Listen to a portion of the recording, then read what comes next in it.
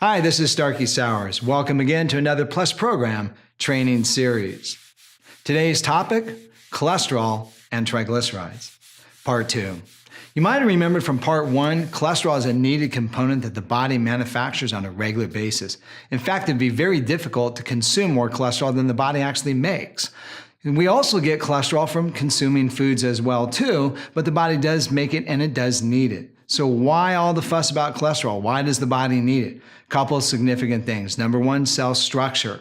Number two, the body also needs it for manufacturing of vitamin D. The other thing that the body needs it for is manufacturing of bile. So in order to digest fats, the body has to use cholesterol, manufacture bile, and digest fat. So it literally takes a fat, so to speak, to digest a fat. All right, and so finally, after all the fats have been digested and assimilated into the system, head off to the liver, they've got to be carried out into the bloodstream. And so the cholesterol is the number one carrying component for fats out into the bloodstream, as well as the number one component to bring it back for other things. And we call those LDL and HDL cholesterols. All right, so you might be thinking, well, wait a minute. So cholesterol is a good thing, cholesterol is a bad thing. Well, the biggest thing to remember about cholesterol is this. It's a balance between the carriers of fats that make it either good or bad. So let's have a little bit closer look. As we were saying in session number one thing that we do when we look at LDL cholesterol is the one that carries the fats and cholesterols after digestion out into the bloodstream. It's a carrier itself. It's manufactured in the liver, and it uses it specifically to carry fats out. So along the way, though, what happens if there's too much LDL cholesterol, and if those situations are right in the arteries themselves, then cholesterol can actually deposit into the arteries, causing damaging effects such as atherosclerotic plaque or hardening of the arteries. And we'll look at some of those details in a minute. So then HDL cholesterol becomes known as the good guy, LDL being the bad guy, HDL being the good guy. The liver manufactures that as well too, sends it out into the bloodstream, picks up excess cholesterol as well as other different types of fats, brings it back to the liver, and then the body uses it to make bile, or it might make hormones or something of that nature. So one of the things that becomes critical here is the balance between the two of them. We talked a little bit about this before in session number one. You might want to look back at session number one because we kind of threw out some of those numbers. One of the things we talked about is LDL cholesterol being 130 or less to be on the safe side, total cholesterol not being over 200, and there being a ratio of 4.2 or less when it comes to total cholesterol and HDL. All right, so you might be thinking, well, that's great information. I saw session number two, but how do I manage cholesterol? How do I work with it? So let's look at how to maybe keep a healthy cholesterol balance in the body. A couple significant things. It's going to boil down to food number one. So when we look at food, I like to bring up fiber. So we've been talking about the digestion and the whole digestion of fats and how cholesterol carries out and carries back and does all the different things, as well as also becomes bile. One thing that happens with fiber is this. As we digest fats, bile is secreted from the gallbladder, and what it does is it goes into the system and breaks down the fat so the enzymes can digest it a little bit more efficiently. Then the body literally sucks it all back up. So it brings in like 90% of what it let out. And so it's real conservative on how it works. Well, what happens when we eat fibers on a regular basis? What happens is it kind of traps that bile in the alimentary tract or the GI tract, and then it carries out of the system. So what does this do? Well, literally it kind of lowers the bile tank, so to speak.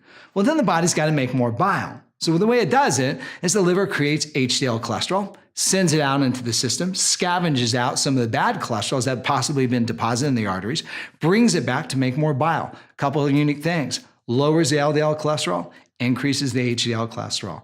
So what we want to do is make sure we have adequate amount of fiber. 25 to 30 grams is the typical RDA for fiber. We want to make sure that we've got it. Second on the list, the types of fats we eat. Saturated fats ultimately help the body encourage the production of LDL cholesterols, the bad guy. So we don't want to eat too much of those saturated fats. About 10% of our total fat should be saturated, and the rest we want to get from other sources. What other sources might those be? Monounsaturated as well as polyunsaturated fatty acids. Where do those come from? Fish, flax, hemp, olive oil, also nuts and seeds. All those things are going to provide omega-3s and omega-6s. Omega-3s and omega-6s do a really neat thing, especially monounsaturated fats also from olive oil. They kind of go into the liver and they actually tell the liver to make less LDL and increase the production of HDL. So that's the reason why it's so critical to make sure that we're getting adequate amounts of polyunsaturated fats. So definitely enough fiber, reduce the saturated fats, and adequate amounts of polyunsaturated fats and monounsaturated fats. All right, so another great component is make sure that we're exercising. Roughly about 30-minute walk 5 times a week would be critical in a situation like this, because ultimately what it's going to do is cause the body to once again make more HDL, dump the LDL.